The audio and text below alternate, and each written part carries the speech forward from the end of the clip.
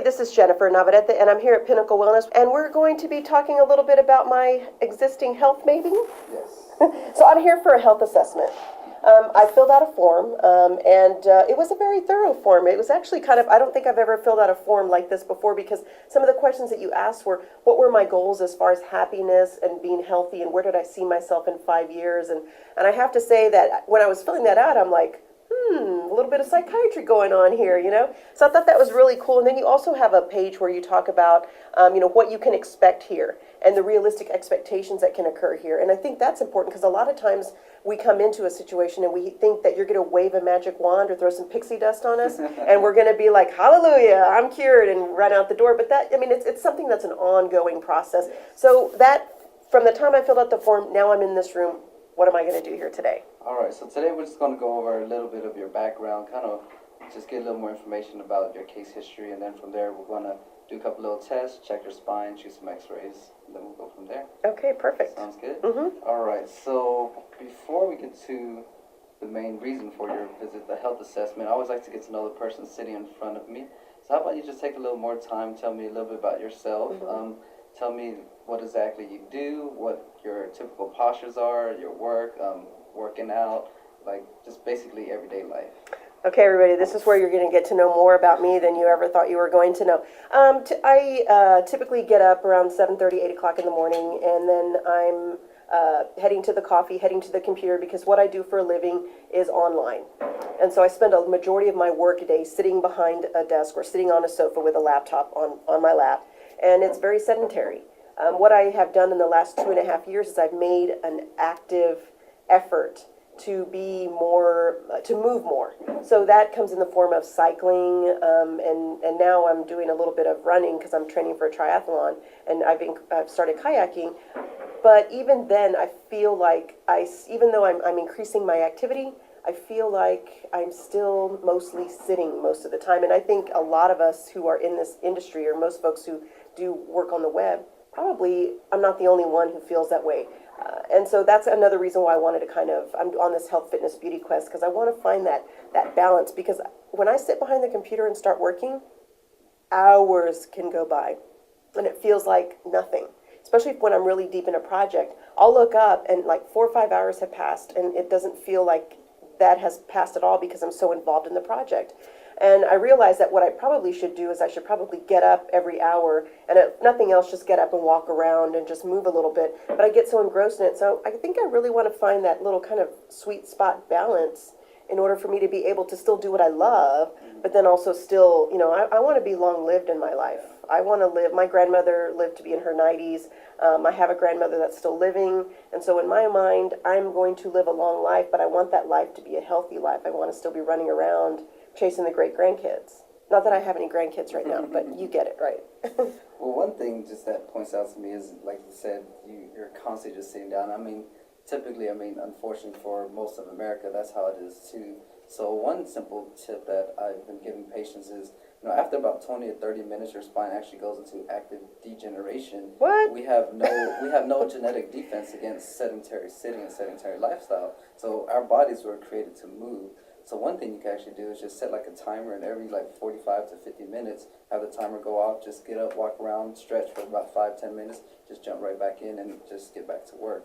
But just set a timer instead of having to mind manage it, because like you said, once you just sit there and you're just so engrossed in your work, 4 or 5 hours just pass by, and boom, next thing you know, it's like, wow, I've been sitting for that long. And that's when your spine just gets, after days and days, years and years, your spine just really becomes a wreck. So. Oh my gosh! Now I'm kind of concerned on what state you're going to find my spine in, because I don't get up every 45 minutes. So, well, this is good. So I don't know if you guys knew this, but I did not know that after sitting for so long that I'm actually contributing to harming my spine rather than doing anything to help it. So that's really insightful.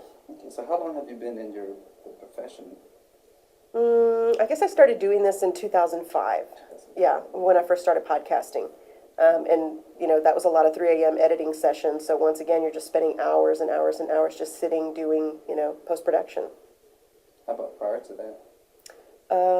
My jobs have all been pretty sedentary. I worked in the financial industry And everything I did was pretty much behind a desk. So I would say that all of my, other than when I was 18 and worked in a pet shop and worked with a veterinarian that's probably when I was the most active as far as job-wise. Oh, and then raising my kids and chasing after them. That was a full-time job when they were little.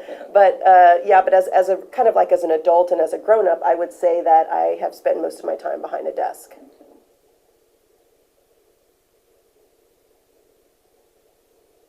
I don't think I'm the only one though, right? Like most of us probably are like that. Yeah. So I know you're here just for like a health assessment, like a wellness assessment. How would you explain what wellness is, or what's your definition of wellness? What would you say? You know, that's really what this quest is all about. I'm really defining what that is for me. And I just think it's an overall sense of well-being. You feel good.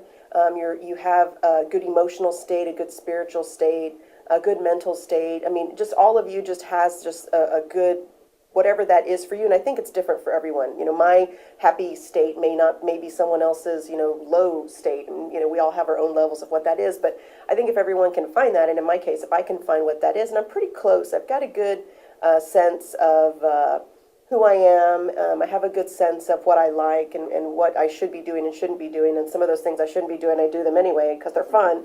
But I do want to find, I want to have this next stage of my life be something that is a richer version of what it was. I think in my youth, or actually I know in my youth, it was me trying to figure all that out.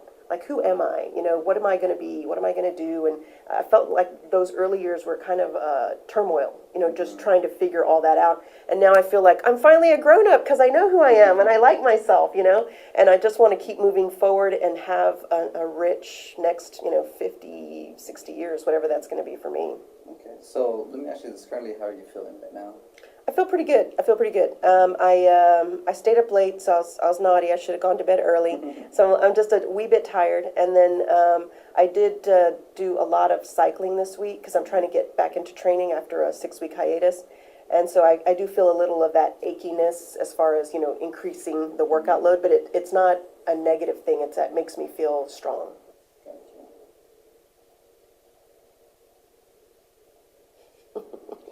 I'm cracking up. I can't believe I'm sharing all this stuff. This is good, though. People need to know this. So let's see here. In the past, have you been or let's go with currently right now, work-wise, how stressful is it to you? It's not really. I really like what I do. It's fun. I mean, I think if I have any stress, it's usually because I say yes to too many things, and I need to kind of cut back. But other than that, it's not often, and I'm pretty good about spacing myself out in general. I really don't have a lot of stress. I don't work with clients that I don't like, so I only work with people that I want to work with. So that eases a lot of stress. By the way, if you're in your 20s and you haven't figured that one out, learn it now because I did that wrong in my 20s. I was working with anybody who wanted to work with me, and not all those people are nice. So when you encounter that, walk away. Okay, let's go back to high school. How were you active in high school? Never. I was not an active at all, at all. I mean, none. As a matter of fact, that's one of my blog posts I wrote was that I was not active in any way, shape, or form. I was a band geek. I was in band, and I don't know if that counts as exercise because it was, you could go on the field and march, but it's nothing compared to, doing football or basketball or volleyball or tennis or running. Which instrument did you play? A clarinet. Yeah. I used to have a really good embouchure, folks. Now it's all I couldn't hold a note if my life depended on it. Was it pretty stressful in high school? Or were you pretty good, or? I think like a lot of kids, you just have angst and all that kind of stuff. I don't think, it's an interesting point that you bring up because a lot of times as you're growing up, you feel like you're the only one who feels that way, but you look back and realize everybody felt that way. And it was everyone trying to figure themselves out as they're growing up. And so I look back now and realize that, it wasn't all that. It was okay. It was just a normal growing up. So how about with diet, nutrition, all those things, or oh heck no, ding dongs and Coke for lunch. That's what I had, big time. It was no health was even a thought in my mind. Let's see. How about moving back to like say childhood and everything? Were you generally healthy growing up? I was. I really had never broke a bone. I was fine. I spent I remember as a kid spending a lot of time on my bike, and then running, and I remember playing cops and robbers, cowboys and Indians, just all kinds of games, Tonka trucks, marbles. I was a tomboy, in case you guys didn't know that. I had all my cousins were boys, and I played, all their games, and I didn't. It was fine with me. I enjoyed it. It was fun. Good, good, good. How about right now, diet nutrition-wise, how would you say that? Since we had our talk last week, I've been thinking about that. I thought I should probably change what I'm eating. Then I thought, no, I need to really come in on this straight, the way that I eat. So yesterday I had baked chicken, mashed potatoes, green beans.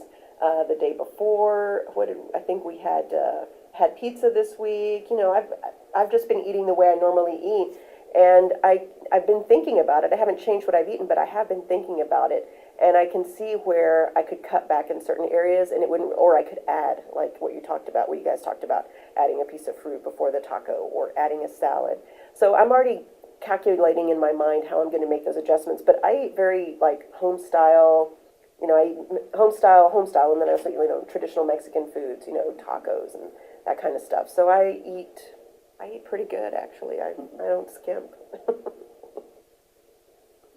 How about are you currently on any medications? I'm not. I mean, I'll take an Supplements? occasional ibuprofen for if I feel a little achy or something. I'll take allergy medicine when I need it. An occasional aspirin. I'm not on any supplements in any way, shape, or form. I'm just me. It's all me. Any history of smoking? Mm-mm. I'll admit right here, I tried it in high school. Okay, so when I was having the ding dong and the Coke, I also for about a period of 2 months had a cigarette. And on that second month, when I woke up and hacked up something out of my throat, I was like, this isn't very glamorous. And that's all it took for me to quit. So I can say that I gave it a try because all the cool kids were doing it. And it's not cool. So if you've not done it, don't. It's dumb. It's expensive. Back then, a pack was $1.25. I think they're $5 now. So yeah, I gave it a whirl just because everyone else was doing it. But it never stuck with me. It never was anything that I liked. How about alcohol? I do. I like to go, I like to social drink. We go cycling with a group, and after, 15, 20 miles, we'll go and have a meal afterwards, and then I'll have a drink with my dinner. So how many a week would you say? It's probably maybe a couple times a week. Because I don't drink every time we go cycling. It's only if it's a big group or something. Well, currently any other health concerns? No. I mean, I feel great. I mean, I feel fine. Like I said, other than the little bit of soreness I feel just from ramping up my training, other than that, I feel good. Okay, good. So what I want to do is a couple little tests, check your spine, and then we'll shoot some x-rays. But before we get there, with your permission, of course, I would love to tell you just a little bit more about philosophy here at our clinic. Because I know we touched base in the early interview, but I just want to get into a little more information because for the most part, when most people go to the doctor's office, just about any doctor's office, they go because they believe they have a certain condition and they want to get rid of it, right? Whether it be back pain, neck pain, headaches, heart disease, diabetes, cancer. Say, doc, I have these different conditions. Wave your magic wand and make it go away. How can you help me treat it, or how can you help me get rid of it, right? What we found over the years, though, is usually that it's not that you have something you need to get rid of, it's more that you're just lacking something that you need. What that is basically health, because we know health is your natural state, and of course, if you're 100% healthy, or if your body was functioning at 100%, technically, we shouldn't have any pain, any symptoms, any diseases, any problems whatsoever, right? So our goal at our clinic is not to really to treat, to diagnose, not even try to prevent things. Our goal is to really just get you healthy and get your body functioning at 100%. That way, of course, your body's going to be where it is, and if your body's working like it should, you shouldn't have any pain and symptoms, right? So, of course, most people usually ask, well, of course, how do you guys do that, right? Of course, as chiropractors, how would you do that? Well, there's basically 3 things we want all our patients to know. The first one is every day you're either going to get a little stronger or you're going to get a little weaker. Of course, the next part is you have to have a clear brain-to-body connection in order for you to be healthy. And the third part is you have to have a fully functioning spine and nervous system in order to have all those different things. Now, you probably never thought about this, but your body's constantly changing. I mean, you have between 70 to 120 trillion cells inside your entire body. So each and every single day, those cells are replicating, they're changing themselves, they're repairing themselves, and healing themselves. So it's either every day your body's going to get a little stronger or it's going to get a little weaker, right? Of course, as we get older, we want to make sure we're moving in the strong direction. Right. Because when patients come in and they tell me, well, I'm just getting old, my back hurts, my neck hurts, my knees hurt, everything's falling apart, then of course we know they've been moving in the wrong direction. Mm-hmm. They're moving in the weaker direction, and we got to stop that and get them moving stronger. So how we do that is we make sure that you have a full brain-to-body connection, because in order for your body to function, of course, your brain has to be able to communicate with the body, right? So if your brain can't communicate with your body, how's it going to function? Wait, but let me stop you there, because you've said that twice, and I have like this big question mark above my head. So you're saying that the brain needs to connect with the body, but isn't it connected with the body? I mean, I'm a little... It's connected to the body, but it doesn't have full communication, and this is the next part which we're going to enter, Okay. because when we take a look at your spine, everybody thinks the spine and nervous system is just, when chiropractors take care of your spine, we just take care of your back, right? But the real thing we're looking for is how your brain is communicating to your body, because you see each and every single vertebrae, when they're stacked upon each other, they create this tubes, and then inside this tube runs your spine, and then from the spine out comes these nerves, right? So from the front view, your spine should be straight up and down, and from the side view, you have these three opposing curves. So when your spine is in that optimal position, basically your brain has full communication to the rest of your body. Now, if you start to lose these natural curves, or build unnecessary curves inside your spine, or actually build too much of a curve inside your spine, what happens is you basically start to cut off communication at different parts of your body.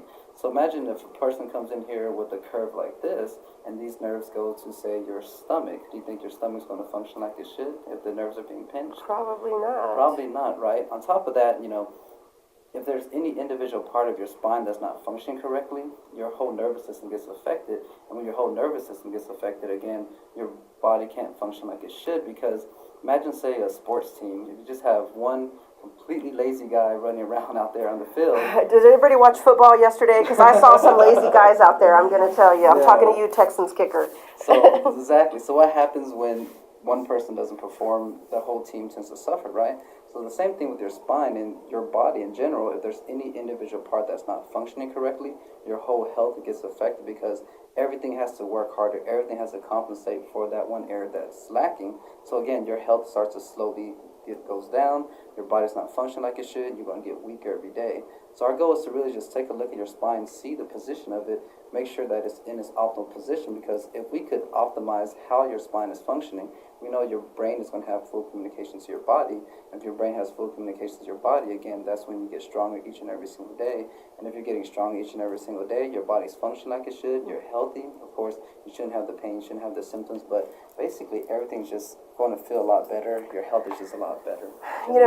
So for those of us who, like the techie versions of us, when you were saying all that, what I heard was that it's kind of like when we've got the internet, right? We want a fat pipe, and we want that pipe to have no kinks in it, because we want to have connectivity. We don't want to have any kind of clocking or any kind of downtime. And so if we don't have good flow on our spine, in the same way that if we had a T1 line and it was kinked, it wouldn't give us the best, it wouldn't give us the speeds.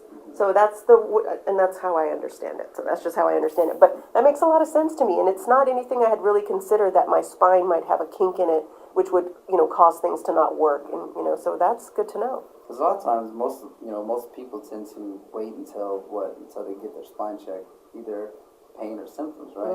Usually they're like, well, I feel good, so of course I don't I'm need to go perfectly get checked, fine, right? A lot of times, pain is usually the last thing to come, because when you're dealing with nerves, about 10% of it is, pain. About 90% of it is inflammation. So you're actually losing a lot of how your body's functioning before you actually feel the pain. Usually at the end of something, when your body hasn't been functioning for so long, your body will say, okay, now it's time to get it fixed. It'll send you that pain signal and say, okay, let's get this fixed. By that time, we're trying to regain all that health that you've already lost already. So our goal is to really just see where your spine is at right now. We'll be able to see it by filling your x-rays, a couple little tests, seeing the x-rays, and then we'll definitely go from there. Sounds good. I'm excited. Let's get started.